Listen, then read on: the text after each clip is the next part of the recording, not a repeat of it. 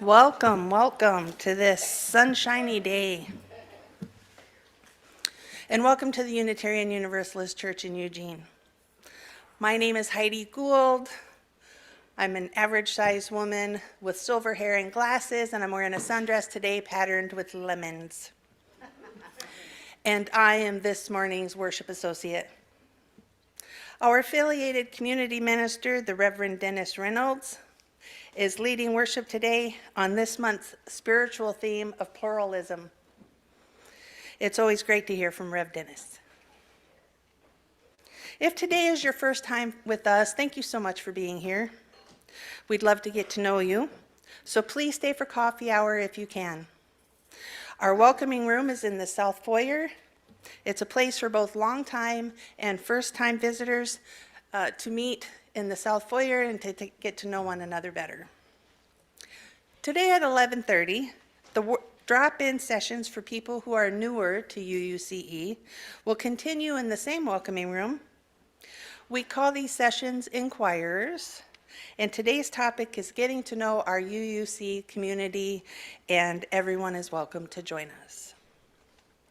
All the information you need to know about this morning's service can be found in a copy of the handy guide to Sunday services, which are available from our ushers and greeters. If anyone needs a handy guide to Sunday service, you can raise your hand and our greeters will get you one. Also, our orders of service are available, as says in the handy guide, on our website. You can go there and look at our order of service. I just have one announcement for today. If you're a longtime member and very interested in our budget and how we're doing with our budget, please stay after the service for our town hall meeting on our budget. Zoom people, welcome, and I'm so glad you're with us today too. If you're interested in the budget town hall meeting, please stay after the service right where you are, and we'll just go on after the service into that meeting. Now that our pledge drive is finished, we can prepare the budget for the new fiscal year, and you're invited to give us your feedback on this budget before the congregation votes on it in June. And now I invite you to our worship time by lighting the chalice, the symbol of our Unitarian Universalist faith.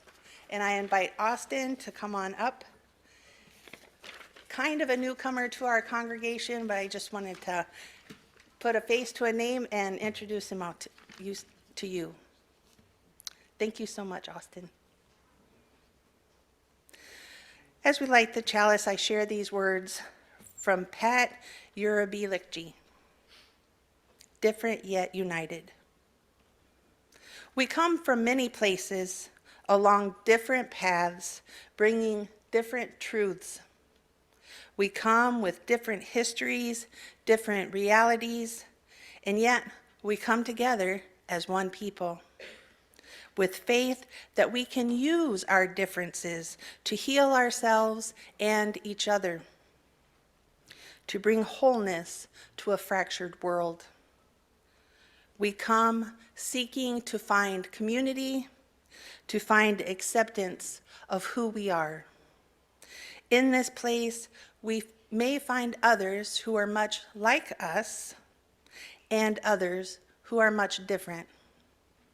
May our lit chalice remind us that we are a people taught by different stories, with many voices, but always one people working for a world where love creates justice and justice gives birth to peace.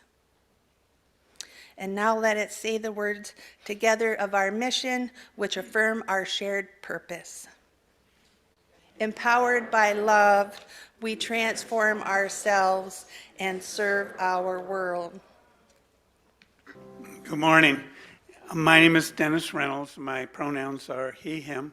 I'm a moderately tall white man with gray, thinning hair, goatee beard that's beginning to become whiter, I have to admit. And I'm getting a little whiter around the middle. And I'm wearing a blue patterned shirt and a yellow stole. And on one side of the stole down low is an image contemporary image of the UU chalice, and on the other side is a heart with the name of our social justice movement, Side with Love. And it's always a special honor and a blessing to me to be in this pulpit, here with my home church, here with the church that ordained me to my late in life career in ministry. Seeing all these folks that I've known for decades and all those that I've met in the years since my wife Suzanne and I returned. I'm honored to serve as an affiliated community minister here, and this morning I want to talk about love and a particular symbol and vision of it. Kat, can we get the slide now? Now, you folks, many of you have seen this before. This image is about to become part of the bylaws of the Unitarian Universalist Association. And I've come to deeply appreciate the fact that this organization has bylaws that are represented by a pictorial image. Okay? I got to admit, when I first saw it, I went, bylaws? That's not a bylaw. Bylaws don't look like that.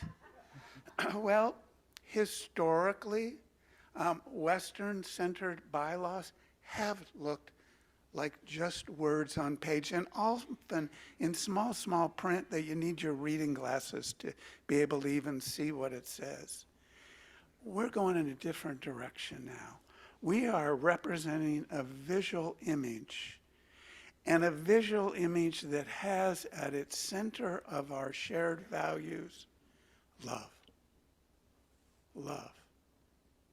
Here every morning you repeat that is what empowers us, empowered by love. You know, it's who we are, who we choose to be as Unitarian Universalists, as UUs.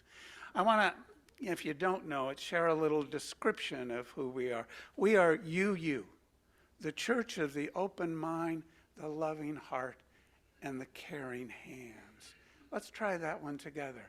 We are UU, the church of the open mind, the loving heart, and the caring hands. That's who we are. That's who we come together as a worshiping community to be together. I want to invite you this morning into a time of spirit of meditation and reflection. And I want you to begin with those helping hands open before you. Hands open to receive whatever may come. Whatever may come from within, whatever may come from out there in the cosmos. And then breathe in. Take whatever comes to your heart and hold it there for just a beat. And then exhale, and when the time comes, let it go, for nothing is permanent. Hands open, breathe in, hold, let go. Breathe in, let go.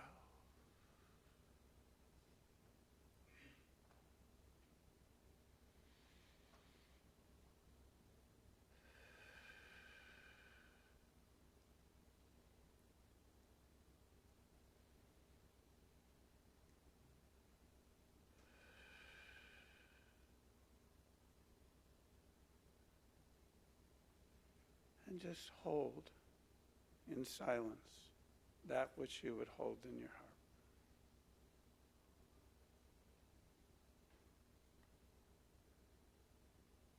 Cleansing breath.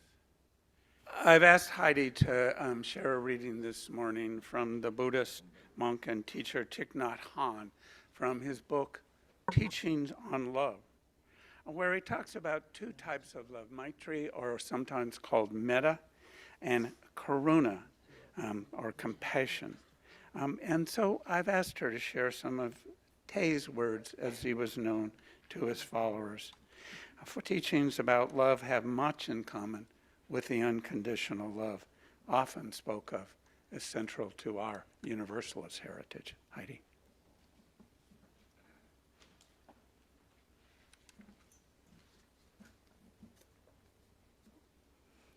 We all need love. Love brings us joy and well-being. It is as natural as the air. We are loved by the air. We need fresh air to be happy and well. We are loved by trees. We need trees to be healthy. In order to be loved, we have to love, which means we have to understand. For our love to continue, we have to take the appropriate action or non-action to protect the air, the trees, and our beloveds. My tree can be translated as love or as loving kindness. Some Buddhist teachers prefer loving kindness as they find the word love too dangerous. But I prefer the word love. Words sometimes get sick and we have to heal them. We have been using the word love to mean appetite or desire, as in, I love hamburgers. We have to use language more carefully. Love is a beautiful word. We have to restore its meaning. The word Maitri has roots in the word mitra, which means friend. In Buddhism, the primary meaning of love is friendship. We all have the seeds of love in us. We can develop this wonderful source of energy, nurturing the unconditional love that does not expect anything in return. A love, an unconditional love that does not expect anything in return. You know, I never got a whole lot of love back from a hamburger. As Thich Nhat Hanh notes, it's not that kind of love, but it's the kind of love that will soon officially we will acknowledge as central in Unitarian Universalism. And here in this congregation, we do acknowledge it's such a love that empowers us. Unitarian Universalists. You know, that's who we are. But by golly, it's kind of a long name, which is why we often abbreviate it to UU. You know, as we noted, we are UU, Church of the Open Mind, Loving Heart, and Caring Hands. You know, but sometimes we shorten the name in a different way, particularly when talking to non-UUs, and we call it Unitarian, as in, I'm a Unitarian, and that is shorter. But it's a problem for some. And I have to acknowledge it's a problem for me. You see, I'm a Universalist. And for me, Unitarian is an adjective to describe what kind of Universalist I am. Today, I want to break down a bit what I mean by that. And in order to do so, I'm going to share a bit of history and a bit of theology. You know, and I know that may make a few people nervous, you know, because you might think that I'm going to talk about something more pragmatic and contemporary, but I think that history and theology are important because they've shaped who we are and inspire and inform what and who we want to be in the world, both individually and as a community. History offers lessons about mistakes from the past we might not want to repeat, as well as a record of past successes we might want to replicate. Theology literally means the study of God, but in reality it means the study of that which whatever we find holy or ultimate or what is most deeply meaningful within our being and our way of living. Now, amongst the classes I took in seminary, a school called Meadville Lombard Theological School, my UU seminary classes including process theology, humanist theology, liberal theology. Theology is not always theist. Now, some history. As many of you know, the Unitarian Universalist Association came into being in 1961 when two somewhat similar faith organizations, each with its own history and theologies, became one. The American Unitarian Association, the AUA, which was established back in 1825, and the Universalist Church of America, the UUCE, which had been founded in 1797, merged to become the Unitarian Universalist Association. The UUA was born. Now, I'd like to point out, too, that they merged symbols. The Unitarian symbol was the flaming chalice, and the symbol of the Universalist Church was two interlocking circles.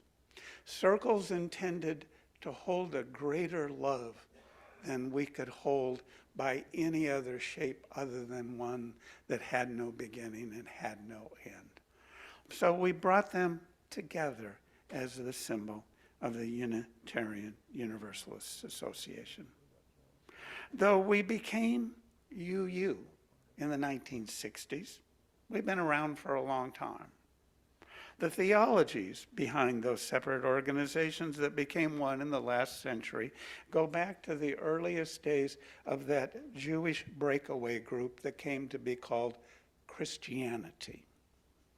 I won't go into today discussions of the early Universalist theologies in second century Christianity. Perhaps another Sunday, or I'll leave that to explore that on your own. If you want to explore that, you might want to look at Origen of Alexandria, if you're into that depth of history. We're not going to go into that depth this morning. But by the 20th century, we find that the Unitarians and the Universalists had come to have many shared beliefs. Though both traditions were initially progressive forms of Christianity, they had both become, by then, fundamentally non-creedal, offering room for varied beliefs amongst the members. Our diversity, our plurality had emerged by that time. Both organizations saw themselves as progressive, meaning truth is not fixed. One way we express that is revelation is ongoing. Both had engaged in progressive political efforts, though there were some significant differences. There's an old joke that reports that if there is such a thing as heaven, Unitarians and Universalists will not go there, because Unitarians are too good to ever go to such a place. And Universalists think that divinity is too kind and loving to ever send anybody to such a place. And there's some truth historically to that joke. Back in the 1820s, the Unitarian minister and theologian William Ellery Channing wrote a sermon called Likeness to God. Likeness to God, and where he lifted up the notion that we are called to refine ourselves so that we will be more godly, more godlike. In an 1830 address to the Massachusetts legislature, Channing said, "I call that mind free which resists the bondage of habit, which does not mechanically copy the past, nor live on old virtues, but which listens for new and higher monitions of conscience, and rejoices to pour itself forth in fresh and higher exhortations." That's better than trying to be like God, as I see it. And though the flowering language seems dated, his call for change and growth and ongoing spiritual evolution, both individually and as a movement, ring true for us still today. I also want to talk a little bit about Universalist history and lift up at a noted contemporary of Channing's on the other side of our faith family named Hosea Ballou. Ballou had been raised Baptist, but came to the place when he could no longer accept that faith tradition's teachings about hell and damnation. He became a Universalist, a belief in universal salvation for all. And he took that message of a loving God and salvation for all on the road.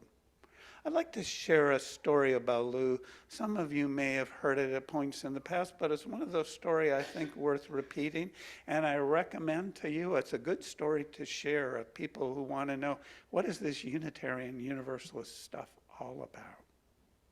See, it came that Ballou had been riding the circuit, as the early Universalist preachers did, going from town to town sharing his loving message, when one night a farmer invited him to dinner and humble lodging. After dinner, the two talked about theology late into the night. You have to remember, this is the 1800s. There was no live streaming TV. There wasn't any TV at all, and people used to stay up late and actually talk about stuff, including theology. At any rate, finally it was bedtime. The farmer guided Ballou to the barn where a pile of straw would be his bed. The farmer told Ballou that his son would likely arrive during the middle of the night, and that he was often boisterous on his return home from town.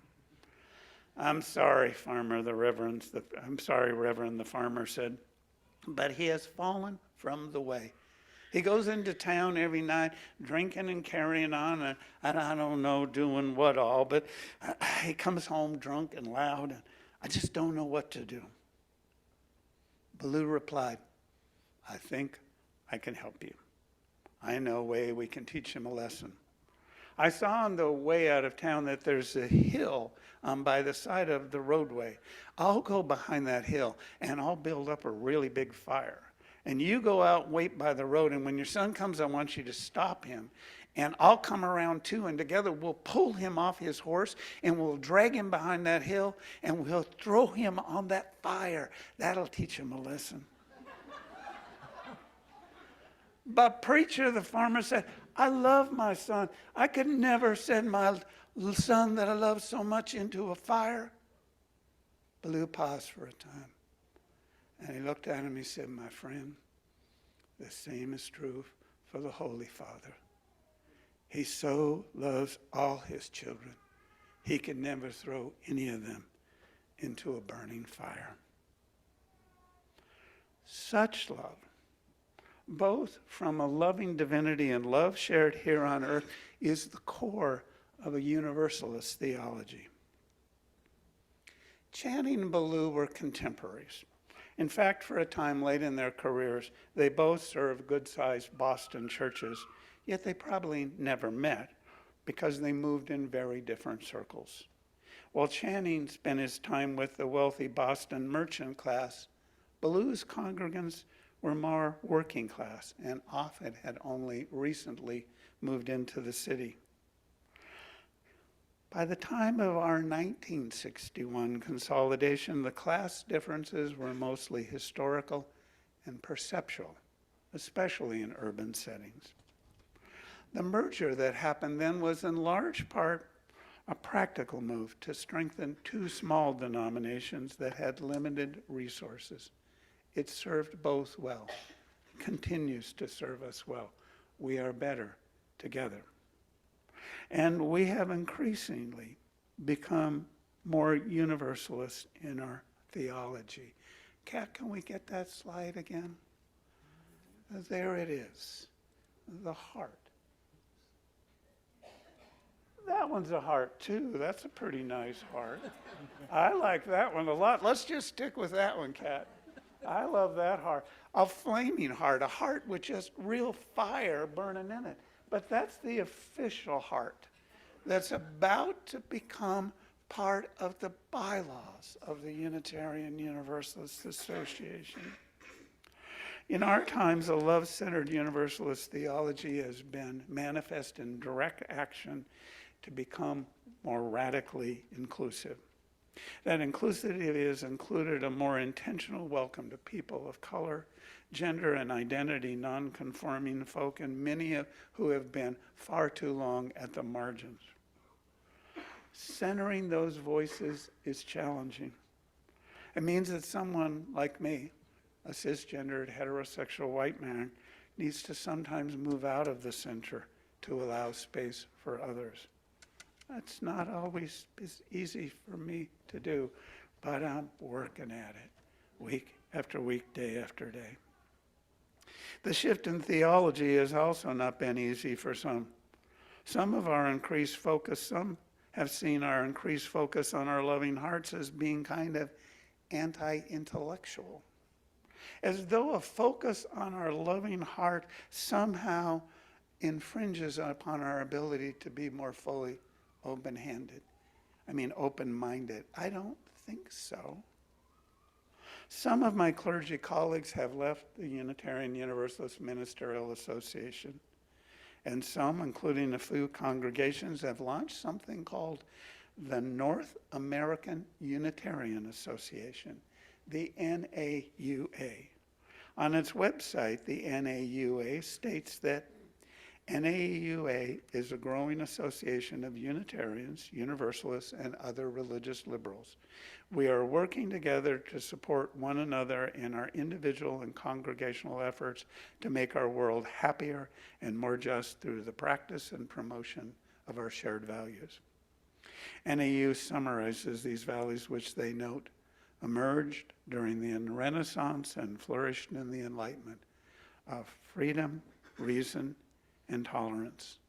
And they consider them fundamental for any society to demonstrate respect for the worth and dignity of every person. Freedom, reason, and tolerance. These are all strong values, all well and good. But as a universalist, I find them incomplete. The new soon-to-be promulgated value statement centers love as the grounding source of all our values. I didn't see that word anywhere in the North American Unitarian Association's web materials. The UU theologian Tandanka, whose name was bestowed upon her by the Anglican Archbishop Desmond Tutu, has coined a phrase I like a lot: love beyond belief. Commenting on Tandanka's theology, my colleague and dear friend, Reverend Bruce Bodie, observes that she believes that liberal religion has gone off the track and that it relates primarily to the head and intellect rather than to the heart and emotions. But real religion rests upon a feeling foundation. It works with the raw emotional material of the heart. It is of, from, and for the heart. Real religion is of, from, and for the heart.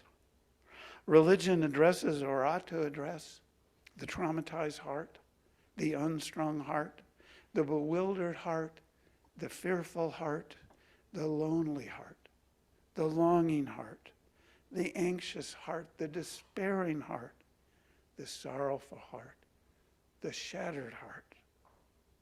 It also takes account of, or should take account of, the awakened heart, the aroused heart, the astonished heart, the heart cracked open by wonder and awe, the heart that would be filled with poetry, praise, and song. These are some of the movements, motions, and emotions of the heart. It is here where religion is born and where it authentically lives. It is here where religion is born and where it authentically lives. Bodhi continues. Religion has to do with the expansion of the heart and seeing and feeling a divine presence in all things, and of developing a posture of loving kindness, compassion, and care towards all creatures and forms of being, beginning with ourselves. Religion is not First of all, what you believe in your head or think with your mind, it's deeper than doctrine. It's how you act, how you care, how you connect, how you treat others and yourself with loving kindness, how your heart is transformed. And love beyond belief has to do with the depth of your actual loving, the practice and discipline of caring and loving with such depth and power that it can only be called unbelievable.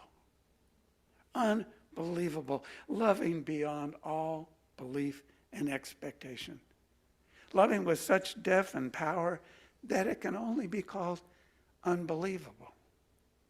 Such unbelievable love is expressed in Buddhism as Maitreya or Metta.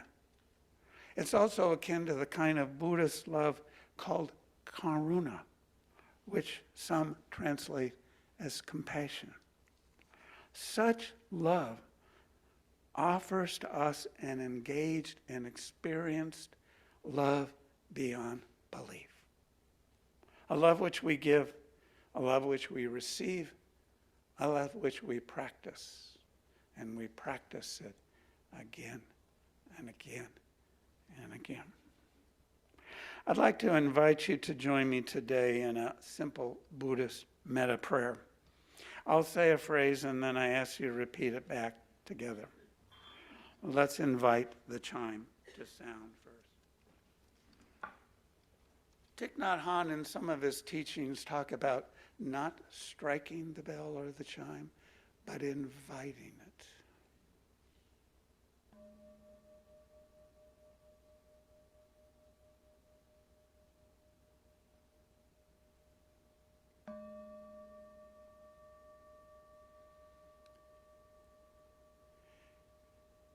May I be filled with loving kindness. May I be well.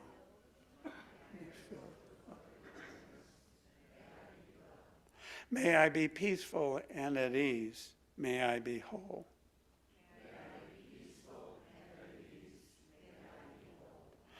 May you be filled with loving kindness. May you be well. May you be peaceful and at ease. May you be whole.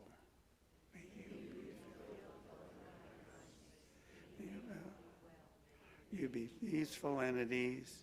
May you be whole. May all be filled with loving kindness. May all be well.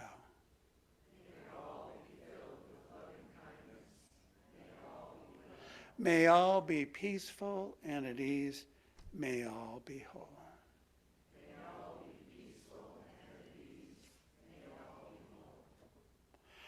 May it be so, and may we, through our continuing practice, our continuing living, help to make it so.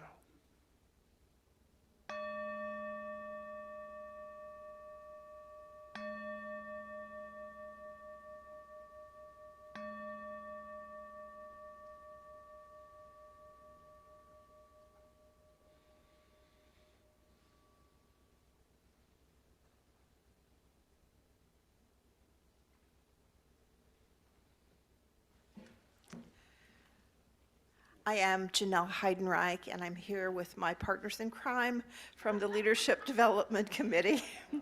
And today we would like to honor a couple groups of people. Over the last 2 years, we, the Leadership Development Committee, have offered 2 pilot programs for people who wanted to consider deeply and boldly step into leadership in our church. And so we would like now to honor those people.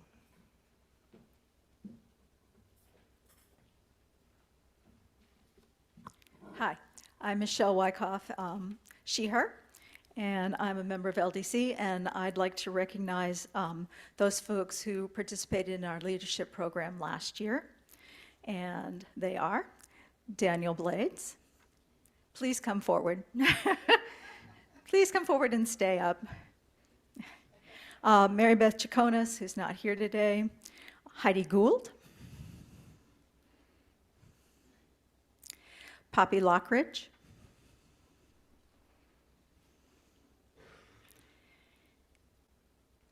Kim Neese,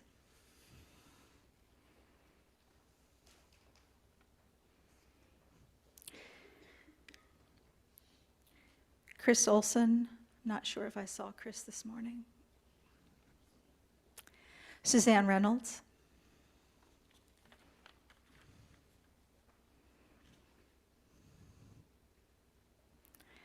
Eileen Waters.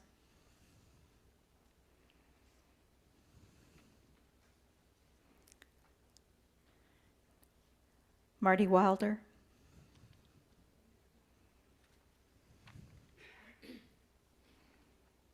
But wait, there's more.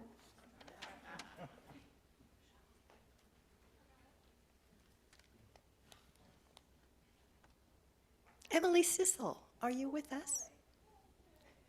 From last year. And I'm Jennifer Tucker, she and her. I have the honor of presenting those participants who were with us this year. And Heidi Gould gets 2 accolades. Teresa Hawks, are you? No. Jane Wagner. Heidi K. Winder. Leslie Sabini. And Linda Krenicki again. Phyllis Klein.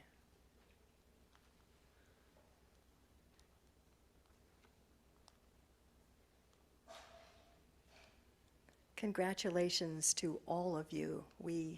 I think we did some wonderful work, lots of growing, lots of working together, and lots of promise.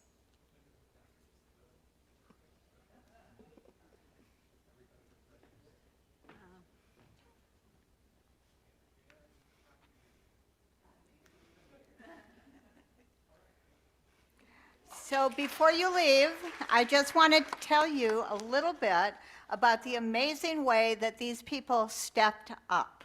And step up they did. They have contributed so much to our congregation over the last few years. And here are just some of the ways that they have made a true difference. They have helped establish the Committee on Right Relations.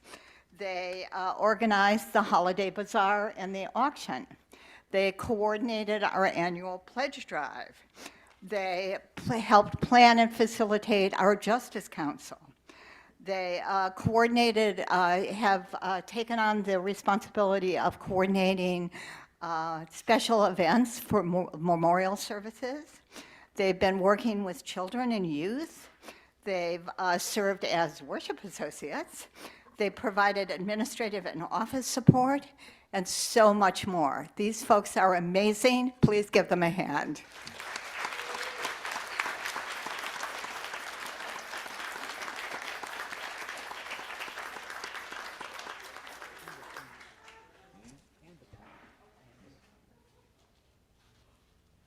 Please remain standing for those closing words of benediction as we extinguish our chalice with these words. We're going to get them up here in a moment. Right? But not the light of truth, the warmth of community, or the fire of commitment. For these we carry in our hearts until we are together again. I want to invite you this morning to linger for a moment before you greet the people next to you and head off for coffee and some refreshments, to listen to one more gift of song from the Peace Choir. Go in peace, go in love.